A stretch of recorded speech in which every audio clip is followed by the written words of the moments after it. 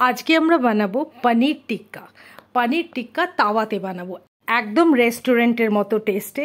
খুব সহজভাবে আমাদের বাড়িতে থাকা উপকরণ দিয়েই আমরা আজকে বানাবো পনির টিক্কা অন তাওয়া।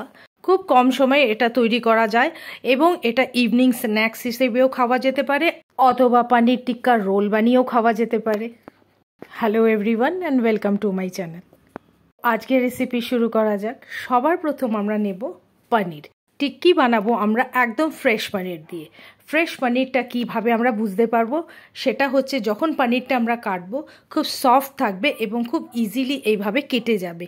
আর যদি এটা পুরনো পনির থাকে তাহলে কিন্তু এই পনিরটা শক্ত হবে এবং এটা ভেঙে যাবে।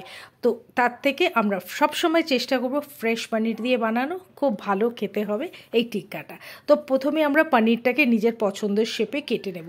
আজকে আমি একটু বড় বড় শেপে কেটেছি, এটা আপনার পছন্দ মতো আপনি ছোট বড় যেরকম ইচ্ছে করে নিতে পারেন। এবার এটাকে একটা ম্যারিনেশন করব। আমি এটাকে ফার্স্ট ম্যারিনেশন বলছি।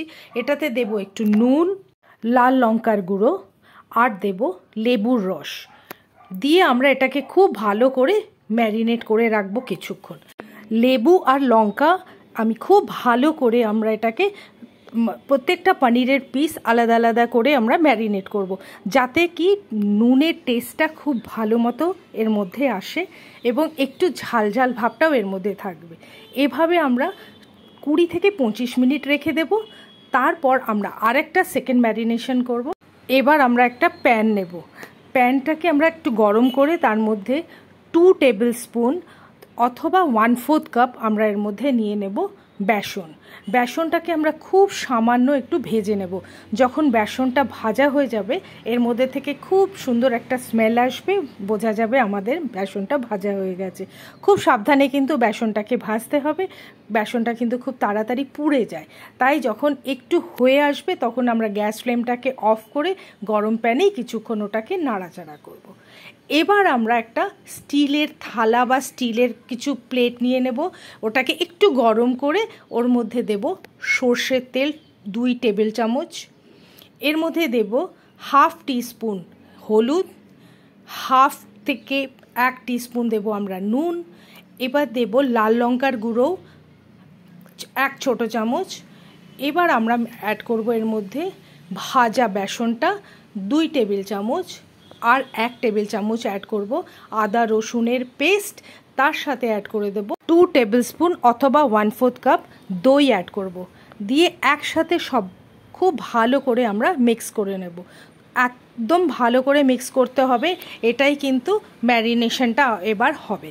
তো এটাকে ভালো করে মিক্স করে এর মধ্যে এবার আমরা পনিরগুলোকে দিয়ে দেব।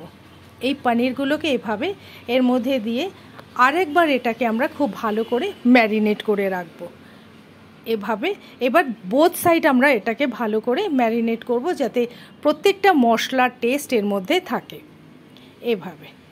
এবার আমরা এটাকে নেক্সট আবার 15 থেকে 20 মিনিট এভাবে রেখে দেব। আর একটু বেশি রাখা গেলে খুব ভালো, না হলে মিনিমাম 15-20 মিনিটস রাখবো।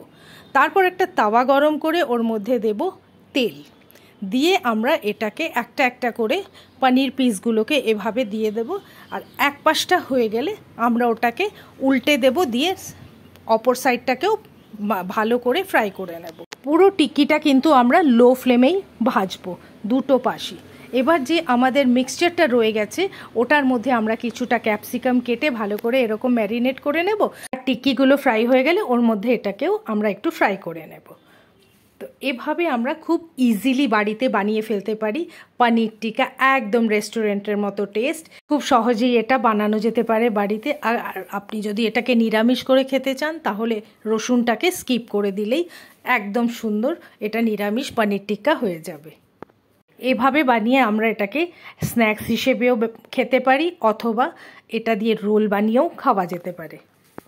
এবার আমরা এই তাওয়াতেই ভেজে নেব আমরা ক্যাপসিকামগুলোকেও ঠিক এইভাবেই একদম টিক্কার মতো করেই এটাকেও ভেজে নেব। আজকে পনির টিক্কা অন তাওয়া যদি আপনাদের পছন্দ হয়ে থাকে অবশ্যই একটা লাইক করবেন আর বন্ধুদের সাথে শেয়ার করতে একদম ভুলবেন না। নতুন হলে সাবস্ক্রাইব করে নেবেন আর সঙ্গে থাকবেন, সাথে আরও নতুন নতুন রেসিপি দেখার জন্য। আরও রেসিপির জন্য আমার ডিসক্রিপশন বক্সটা অবশ্যই চেক করে নেবেন। হোপ পনির টিক্কাটা খুব ভালো লাগবে। দেখা হবে নেক্সট ভিডিওতে আর একটি নতুন রেসিপির সাথে। Thank you so much for watching.